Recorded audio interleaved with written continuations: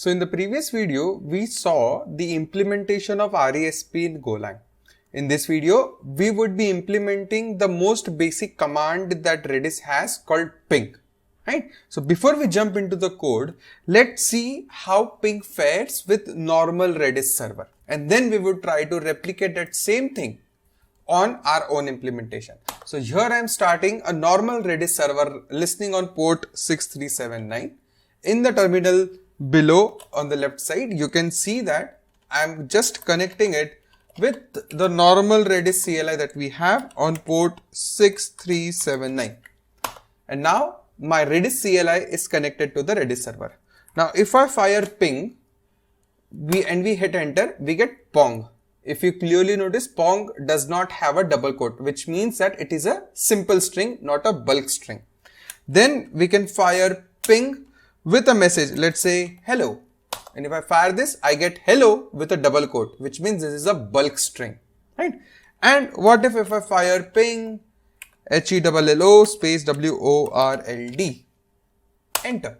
We get wrong number of arguments for ping command. So this means because we have passed hello and world, these are two different arguments, correct? So arg1, arg2. So here it clearly shows that we have a normal ping implementation that returns pong, ping with a hello returns hello in double quote, then ping with hello with world as two arguments. If we pass, we get this response which says that wrong number of arguments in the ping command. This is what we'll be implementing today, right? Okay, so let's jump right into the code, and here's this code again is the third commit in this part. The repository is github.com/dicedb/dice, and go and basically check out the third commit, right? This is where this entire code of ping implementation can be found. Okay, let's start with the main file, your sync_tcp file, where we are accepting the commands, or we are accepting, not really command, we are accepting a stream of bytes from the client, right? Okay, so here the first thing that we change is that we introduce an object called Redis CMD. This Redis CMD is because we are building our own drop-in replacement. What we are giving is we are giving it a proper structure, which means that in any command that we fire on the Redis, we have the command, let's say ping, and then there are n number of arguments with it. When we are doing put k value, we have put as the command and k and v as two arguments that we are passing, right? This structure will basically hold this part. You have command and you have args with that, right? And args would be normal string args, and then depending on the command, we would be converting it to whatever we want, right? Okay, so now that that is cleared up, now our read command that was reading things from it, now instead of just reading a normal byte from that, what we are doing is we are reading it in the buffer, all the bytes that are coming in from the client, and then we are decoding it into array string. So Redis, when Redis CLI or any Redis client wants to issue a command to the Redis server, so a command typically has a root command and arguments. All of this are sent to the server as an array of strings. So if I'm doing put k value, no matter what type of keys, what type of value it is, it will be sent as an array of strings.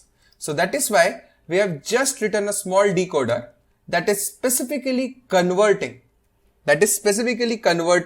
your array of, like, basically whatever array of strings you get into, instead of doing a normal array of interfaces, we are specifically typecasting into array of string. This is just doing that. So here you see we invoked a normal decode function on the stream of bytes, and this we are doing in RESP file because it is all related to Redis realization protocol. We are doing a normal decode over here, and then we are typecasting it into interface, like array of interface, and then we are analyzing, or we are initializing an array of strings of length equal to the number of elements that the array of interface has, and then we are just typecasting it into string and putting it over here and returning it. So this function is doing a normal decode. Just on top of that, a little more beautification of it, a little more cleaning of it, so that we get nice array of string instead of array of interface and we doing it every time. Just writing a simple function to take care of that, right? So this is your decoding to array of strings. Once we have that token, now what we are doing is we are creating a Redis command object in which we are passing the root command, in which the tokens of 0 is the root command and everything else becomes the argument. So tokens of 0 converted to uppercase becomes your CMD, and tokens of 1 colon, which means every other thing that subslice of it becomes the argument, right? So this is what will be changed in the read command part. And if we scroll down below, in the respond function, now what we are doing, while we are responding it, we want to respond with the connection. So I'll just skim through down. Yeah, okay. So this is the main infinite loop that we are running, right? Where we are reading the command. In case there is an error, your client got disconnected, done. But then we are responding. So depending on what command we got, now read command is returning the Redis CMD object, which has command and arguments. And this command is what we are passing to the respond function, because what we are doing is we are getting a command and we want to respond to that. So in respond function, we are passing in the TCP connection and the command that we got. And what respond command would do is respond command is evaluating and responding. So eval and respond. So this is what we have written in the core module, because this is the core functionality of Redis, eval and respond. Its job would be, given a Redis command, evaluate it and respond. So it takes in the same CMD and it takes in the TCP connection, and whatever error we got over here, in case any error, in case, for example, number of arguments that we just saw with the ping command, this is where we would be capturing that error. If error is not equal to nil, we would be responding an error. So let's take a look at respond error function. Respond error function does nothing but writing it on the TCP socket stream of bytes where we are doing string formatting. So we know that whenever we send an error over the TCP connection to the Redis CLI, it needs to be encoded into RESP format. How is error encoded? Error starts with it basically starts with a hyphen. It starts with a minus sign, then the error string, then /r/n. This is exactly what we are doing with fmt.sprintf, right? So the normal sprintf command, this would output a string where this error string gets pasted over here, just like normal printf statement. Fprintf, like sprintf would just spit out a string instead of writing it to the console. And this string is converted to the bytes and is written over the socket. This is a normal responding to the error. So in case there is any error, we are capturing it and we are responding the error back to the client, right? Okay. Now the only part that remains is to check the eval and respond function. And if I click on the eval and respond function, this is where see, the input to this eval and respond function is the Redis command and the TCP connection. So our job would be, depending on what command or depending on which command is sent to us, we would be triggering the corresponding eval function. For example, for the ping command that we got, we would be triggering an eval ping, and default, for now, I'm just triggering an eval ping. Ideally, it should be an error, but I'm just triggering a simple eval ping just to not overcomplicate the things for now. We'll be handling it later, right? So in both cases, we are just returning the response of the ping function.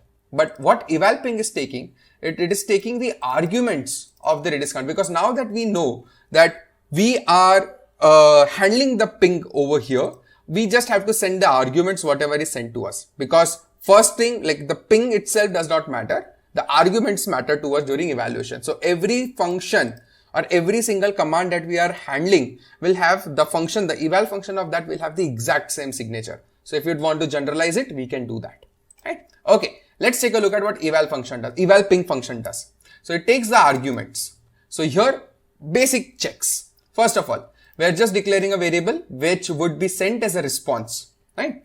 If the length of argument is greater than 2, we saw that when the length of the argument was greater than 2, it threw an error called error wrong number of arguments for ping command. I just copy pasted it over here, right? So if the Redis CLI passes us more than one argument, we would be responding with this particular error function. If the argument is 0, we are responding pong. And if the length of the arguments is 1, which means some argument is passed, we are taking that particular argument, right? But what we have to do, we cannot just respond this normal string. We have to encode it into RESP. So that is where we are using the encode function. This is now what we would write.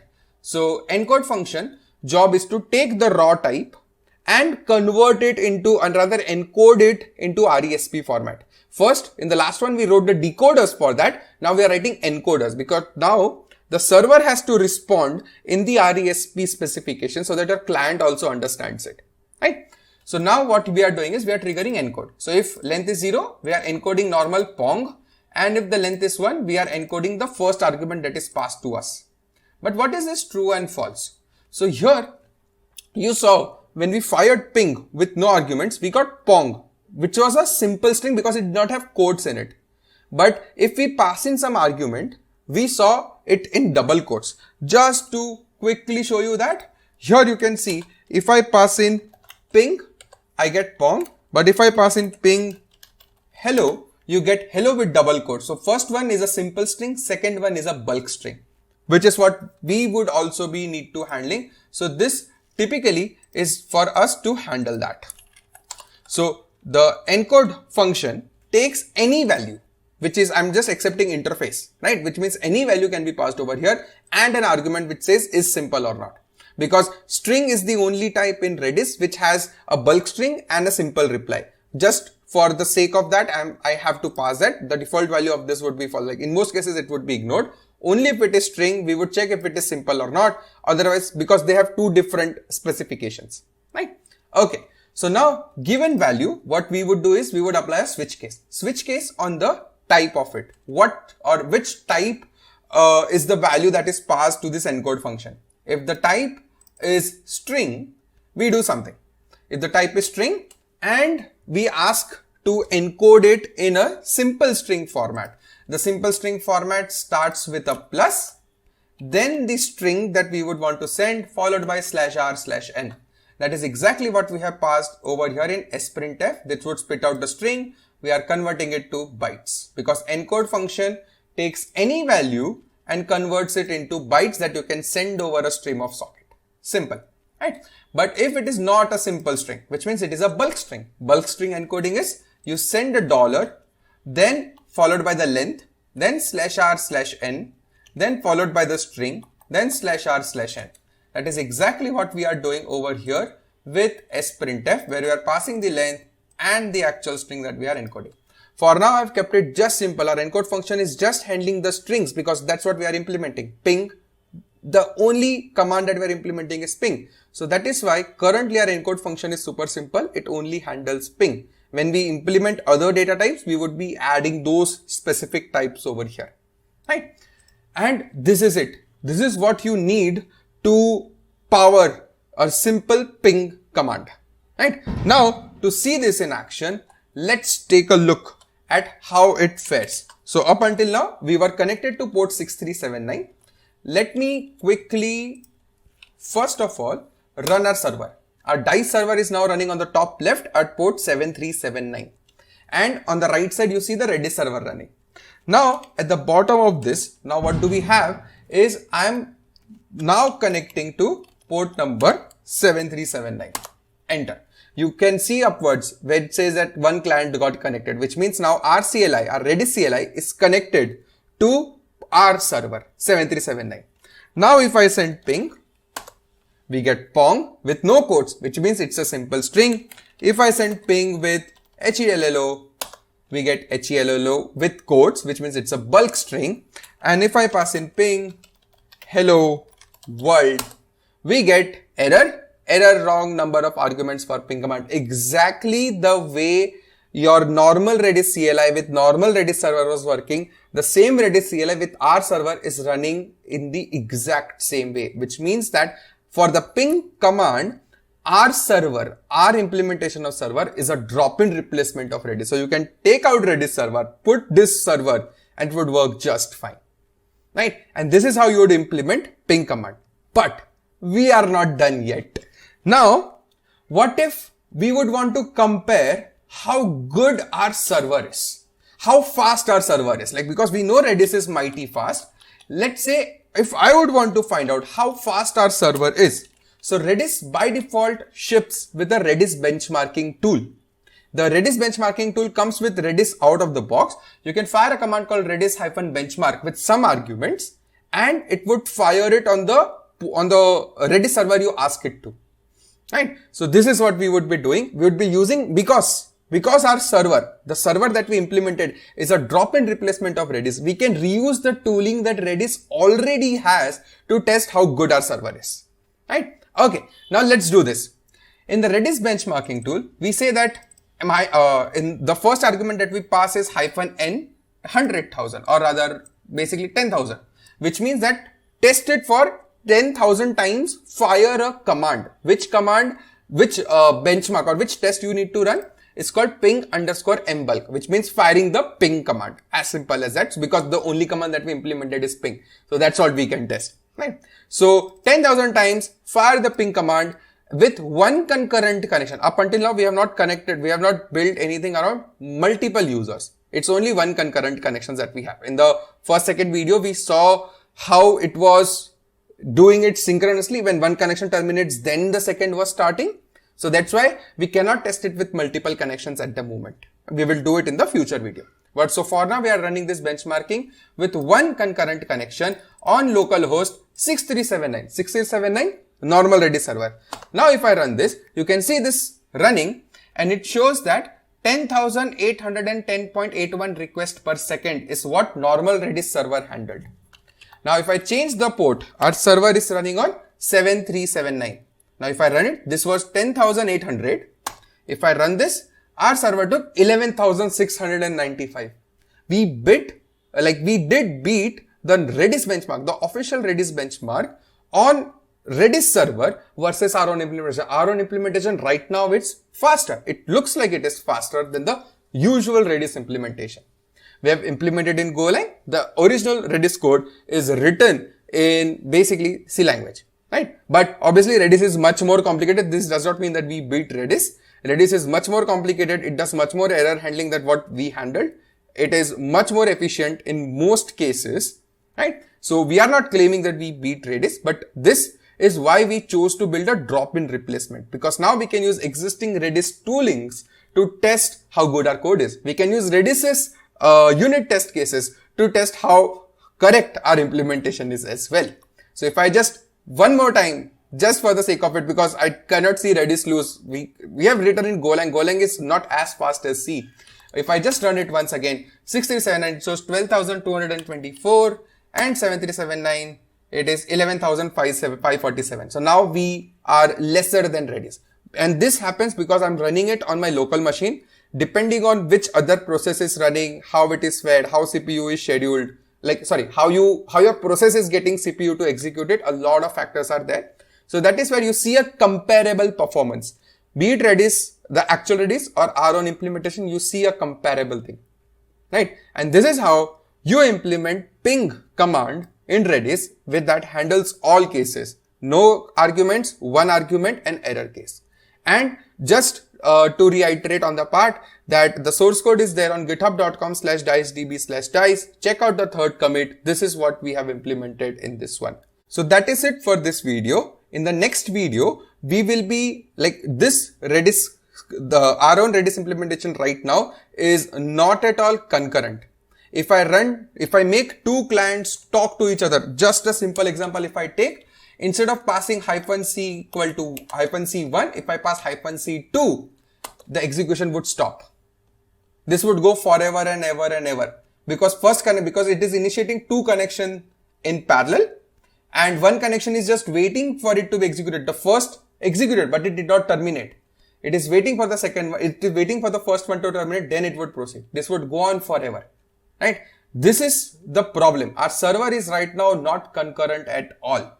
So in the next one, we would be understanding how to make it concurrent without multi-threading. We would now start looking at into IO multiplexing, so that we know how event loops are built, how single-threaded Redis is made faster. We will take a look at bunch of system calls that help us achieve that, why they exist, what they do, and how they do. And in the next one, we would be implementing our own event loop, which would make our Redis server concurrent, right? So that is it for this one. See you in the next one. Thanks a ton.